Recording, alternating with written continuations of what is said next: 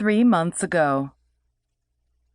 It's a sad day indeed when you feel the need to lie to your only new friend. But then again, when your twin brother is a teenage protege with 2 doctorate degrees, and you are only a jock struggling your way through high school, it made sense at the time to say only child when asked about siblings. Plus, with his father's failing health, his mother's absence, and his brother's career, there was no one around to contradict him. Eric didn't know what it was about Erica Lawson, the class president who was showing him around ONeill High. She was the very definition of petite, which usually was a turnoff for him as he preferred taller girls. But he was oddly drawn to her. The brunette didn't even make it to his shoulders. Still, so far she was the only one he'd met at this school, and he planned on getting through the next 7 months peacefully.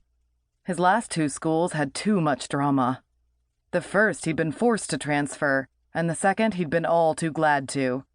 Eric had no intention of even joining a sports team here, which was unusual for him.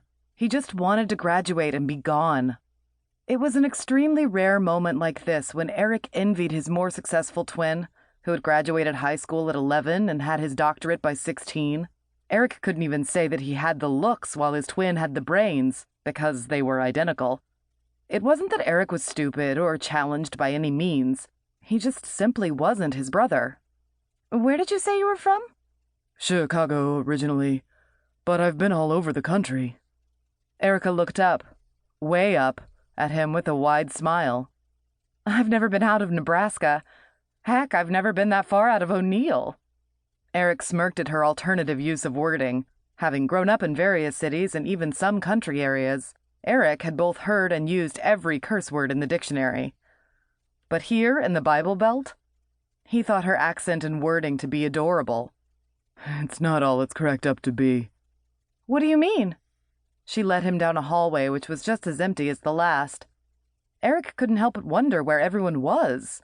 He'd never been to a school before where all the students actually attended their classes, unless there was a secret hideaway to avoid administration he wasn't yet privy to. He shrugged. I've never set down roots, you know? I've never even gotten unpacked all the way before having to pack up again and move. Military? Eric shook his head. Just career changes for my dad. He's still trying to decide what he wants to be when he grows up. The instant guilt he felt for the fib was eased by Erica's smile, but only for a moment. He hated lying, but the truth only brought on more questions than it was worth. For all he knew, he wouldn't even be here in a month.